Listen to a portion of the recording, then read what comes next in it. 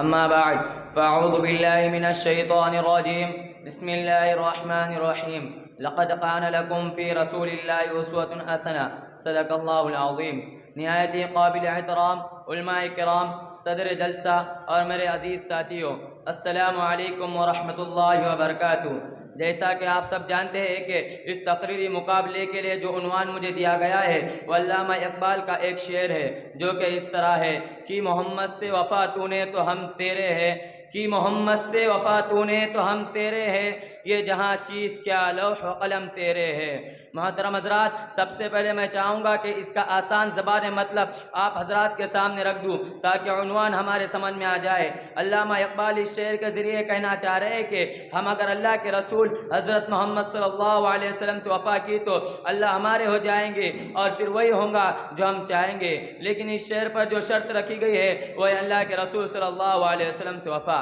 میرے عزیز ترین ساتھیوں، اب سوال یہ ہے کہ اللہ کے رسول صلی اللہ علیہ وسلم سے وفا کا کیا مطلب ہے؟ یہی 12 ربیع الاول کے آتے ہی بازاروں کا سجانا، گھروں پر جھنڈوں کا لہرایا جانا، بڑے بڑے جلوس نکال کر ڈیجوں کی دھنوں پر تھرکنا، نعت قوالی اور سیرت کے بڑے بڑے جلسے اور محفلوں کا انعقاد کرنا اور جلوسوں میں زور زور سے نعرے لگا دینا کہ نبی کا دامن نہیں چھوڑیں گے، کیا یہ سب کر دینے سے اللہ کے رسول صلی اللہ علیہ وسلم سے وفا کا حق ادا ہو جاتا ہے؟ یقیناً اللہ کے رسول سے محبت اور عقیدت کے الگ الگ انداز ہو سکتے ہیں، لیکن سنجیدگی سے ہم ان سارے چیزوں کا جائزہ تو لے کے 12 ربیع الاول اس مہینے میں یہ جو کچھ بھی کیا جا رہا ہے وہ اللہ کے رسول کے پیغام اور کارنامے سے کھلم کھلا ٹکراتا ہے۔ غرض کیا ضرورت ہے کہ اس بات پر سنجیدگی سے غور کیا جائے کہ اللہ کے رسول سے محبت اور عقیدت کے نام پر یہ جو کچھ بھی ہو رہا ہے وہ ٹھیک نہیں ہے۔ آپ سے مخصوص دنوں میں محبت اور عقیدت کا اظہار کرنا اور پھر بھول جانا، کیا یہی وفا ہے؟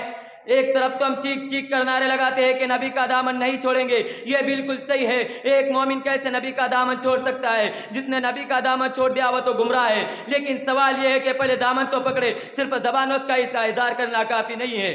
ایک طرف اللہ کے رسول سے محبت اور وفا کا یہ دعویٰ اور دوسری طرف سلام آپ کی تعلیمات کی دھجیاں اڑائی جا رہی ہے، یہ آپ سے کیسی وفا اور محبت کا اظہار ہے کہ آپ کہتے ہیں کہ میں موسیقی کی تمام آلات کو ختم کرنے کے لیے آیا ہوں اور اسی نبی کے امتی ڈی جے کی دھن پر ناچ رہے ہیں جس نبی کے محبت اور وفا کے دعوے کیے جا رہے ہیں۔ وہ نبی کہتے ہیں کہ نماز میری آنکھوں کی ٹھنڈک ہے، اور یہی محبت اور وفا کے دعوے دار نمازوں پہ نمازیں قضا کر کے نبی کی آنکھوں کو تکلیف پہنچا رہے ہیں۔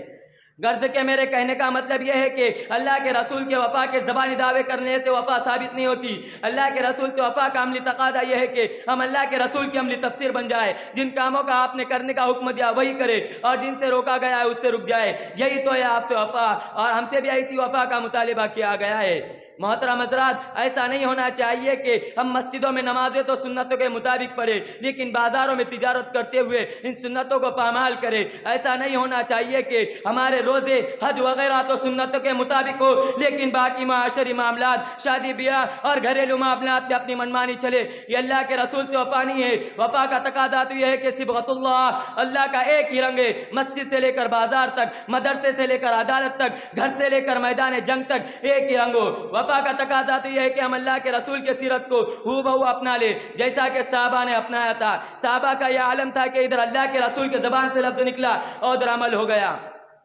ذرا تاریخ کے اس دور پر نظر ڈالے کہ ادھر شراب کی بندش کا حکم آتا ہے تو ہونٹوں سے لگے پیالے فوراً الگ ہو جاتے ہیں اور بہترین شراب کے مٹکے گلیوں میں بہا دیے جاتے ہیں۔ جب عورتوں کو سینہ اور سر ڈھانکنے کا حکم دیا جاتا ہے تو کسی تاخیر کے بغیر فوراً اوڑھنی اور دوپٹے بنوائے جاتے ہیں۔ جب جہاد کے لیے پکارا جاتا ہے تو کم عمر لڑکے اپنے پنجوں کے بل کھڑے ہو کر اپنے آپ کو بڑا ثابت کرنے کی کوشش کرتے ہوئے دکھائی دیتے ہیں، اور جب انفاق کا مطالبہ کیا جاتا ہے تو جہاں حضرت ابو بکر، حضرت عبد الرحمن بن عوف جیسے دولت مند تاجر سامان سے لدے اونٹوں کی قطار لا کر کھڑے کر دیتے، اور ابو بکر صدیق جیسے صحابی گھر کی ساری پونجیاں لا کر ڈال دیتے، تو وہی ایسے بھی مزدور دے کے گئے جنہوں نے دن بھر کی مزدوری سے حاصل شدہ کھجوریں آپ کے قدموں میں لا کر رکھ دی۔ یہ تھی آپ سے وفا، اور ہم سے بھی ایسی وفا کا مطالبہ کیا گیا ہے۔ محترم حضرات، آخر میں بس یہی کہوں گا کہ آج جن حالات سے ہم گزر رہے ہیں اس کی سب سے بڑی وجہ یہی ہے کہ ہم نے اللہ کے رسول کے تعلیمات کو بھلا دیا۔ آج بھی حالات تبدیل ہو سکتے ہیں، آج بھی اللہ وہی ہے جس نے بدر میں 313 کی مدد کی تھی،